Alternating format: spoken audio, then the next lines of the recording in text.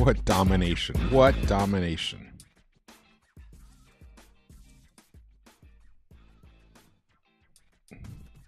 Hello and welcome into the Knicks-Verse halftime show of Game 6, Knicks versus Celtics. What total, utter domination in that second quarter especially.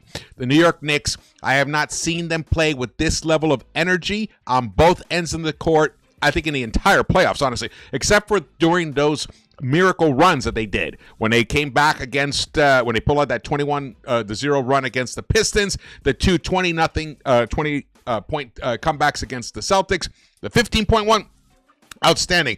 They're playing even better tonight than they played in Game 4, which has been acknowledged as probably their best overall game of the whole playoff so far. This is exactly what we needed, man. This is exactly what we needed. Welcome into the Knicks-Verse. Thank you guys for joining me here for the halftime show. Shout out to everyone in the chat. We're going to get going on this. Let's go. New York Knicks lead 67-37. If you can believe that. 67-37. A total domination in that first quarter. In the first half. But it was really came down to their incredible play in the second quarter. The first quarter, they built up a nice 6-point lead. They were up 26-20. But nobody could hit a bucket, honestly. Celtics were 3 of 10 from the three-point line in that first quarter. Knicks were 3 of 14. They shot 21%. They shot 37% overall. But the hustle was there. They were forcing the Celtics to commit turnovers. They committed 5 turnovers. The Knicks were dominating the boards, 16-11, including the offensive glass. Mitch Robinson, he came in. Towards the end of that first quarter, it was really the second quarter where he completely took over. But Karl Anthony Towns delivered on the hope. I needed Cat to come out roaring, and he literally roared in this first half for the New York Knicks. He right now has let's see here. He is leading all scorers with 16 points, but the Knicks have 4 players in double figures right now. 12 for Mikal Bridges, who hit a big three-pointer. 11 for Jalen Brunson, and 10 points for Deuce McBride, doing his best Derek White / Peyton Pritchard impersonation. Fantastic for him. 2 of 4 from the three-point line. He's picked up a couple offensive rebounds, and he had an outstanding block. An outstanding block on a breakaway, fast break. I think it was on Derek White, I believe. Incredible block. But the play of the game so far was Mitchell Robinson's defense, where he came back. He helped out on 4 different Celtics before ending up closing out on Jaylen Brown in the left corner, who was left open. So he was helping out. So there were Knicks on the other guys, but it was Mitch's ability to help out that made them keep moving the ball around the horn. It ended up with Brown in the corner, and then Mitch was literally in the paint, in the middle of the paint. But because of his arm length and his ability to confuse passers, the pass to Brown was not a good one. So Brown had to kind of catch it, take it, dribble it. And by that point, Mitch had already sprinted to the corner, sealed him off, ended up getting the steal, passed it to Deuce, who got it up the line, and then got it to Cat, and Cat made the 2, and I believe he even got an and 1. That was an outstanding moment in the game. Beautiful moment in the game. So we're now, let's look at the second quarter, because the second quarter was just a thing of total beauty. Look at this. The New York Knicks shot 58% in that second quarter. They made 4 of 9 from the three-point line. Only allowed the Celtics to make 1 three-pointer in that, and they attempted the same amount. So they matched the quantity, the volume, but up the makes. And then they even took over inside the arc as well. 14 of 24, 16 rebounds for them, and forced, even though they did commit 5 turnovers, the Knicks, they forced the Celtics to commit 6 turnovers in that quarter as well. And in that quarter, it was the Deuce McBride quarter. Second quarters, man, they've been good for the Knicks generally. generally, except in the last game. 10 points for Deuce. He was 4 or 5 in that second quarter. The high man. Every single Knick that has stepped on the court has scored in this game. This is the second quarter stats, just so you guys know. What else is here of note that's really interesting here? You know what? Interestingly, OG has been struggling offensively. OG is struggling offensively in this game, and yet the Knicks are completely dominating. He's 2 of 10, 1 of 7 from the three-point line, though he's hit all 4 of his free throws. He's got 6 rebounds, 2 steals, and 2 blocks for him.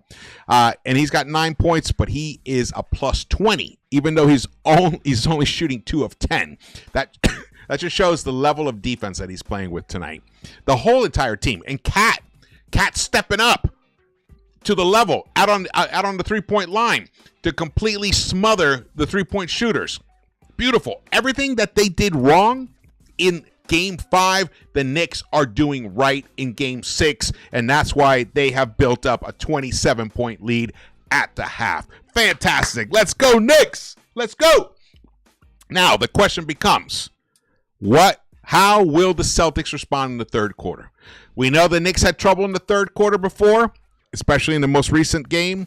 But a lot of it was fouls. Right now, Knicks don't have a single player with 3 fouls. They have OG, Josh, and Mitch with 2 fouls each. Towns has 0 fouls. Brunson has only 1 foul, and McCall has only 1 foul. So that, to me, is a great sign. That means Stibbs is going to be able to use his rotations as he sees fit. He doesn't seem to adapt to foul trouble that well, so when he's forced to like sub people in and then he doesn't, or then he subs at the wrong times, it messes up his rotations. It messes up the chemistry on the floor. He's forced to go away from what's working when they're in foul trouble. And the Knicks have done a very good job of not getting into foul trouble in this game, only committing 8 personal fouls total in this first half. Let's look at the shot chart here. You can see the shot chart. The New York Knicks, a lot of green all over the place here. And then let's get to, look at this. Look at all this blue. Green by green are the makes. Sorry, in the shot chart. The Celtics once led by 1 point. And the Knicks just completely flipped the switch then. You can see it was towards the end of that first quarter when Mitch subbed into the game and when Deuce subbed into the game. I will give credit to the starters. They did take care of their business during that first quarter, but that starting unit has been having trouble. They've been outscored by 30-something points in the first quarters, and now you can see that they have turned it around. But look at that second quarter. That is a thing of beauty. That is gorgeous. Oh, man, the New York Knicks won the second quarter by 21 points. They outscored them 38-17. Jaylen Brown, he's doing what he can, but he can't do it all alone. When you look at the totals here, Derek White is 1 for 7. Drew Holiday, 1 for 7. All right, let me just go back to this here. Look at this. They are 2 of the hottest shooters in the playoffs so far. Drew Holiday and Derek White. They are, for each shot attempt, they are contributing 1.29 points per game for Drew, 1.26 for Derek White. Or not right now. Right now, it's a whole different story. Right now, they are both 2 for 14 combined and neither have made a 3-point shot. That's how you win. That's how you build up a big, giant, almost 30-point lead. All right. All that said, let's get serious here. We know these Knicks, they're kind of Jekyll and Hyde-ish. Less so in the playoffs than they were in the regular season. We know that they've given up leads before, but this is a different kind of team now. They're the team that gives up leads and they come back. They let the team build a big lead and they come back. Now they're the ones who built the big lead. They cannot allow the Boston Celtics to get comfortable at all. It was the key was in the way they like suffocated the three-point shooters out on the three-point line. There were a few shots they got open, but by that point, they were already out of rhythm because they hadn't seen the ball go through the net at all, except for Brown. Brown's the only one. He's 3 of 6 from the three-point line. Only one other Celtic has made a three-pointer, and that was Kristaps Porzingis. He's played 11 and a half minutes. That was it. Only one three-pointer. That's it. Everybody else has a goose egg right there next to them. So the Knicks have to continue that, pushing the entire scheme that they employed in that first and second quarter. They need to keep it going in the third quarter, the same level of energy. However, Thibs must sub his guys in earlier. You can bring Cat back. You can bring guys back. You don't have to be so cookie cutter. Once you sub them in, that's it for the rest of the quarter. No, you can bring and which he did in that second quarter. He did. He brought Cat back pretty early. So just be flexible, but allow the starters to at least get their legs under them. They have exerted so much energy in this game. They've exerted so much energy in entire playoffs. They've exerted so much energy the entire NBA season of 2024-2025.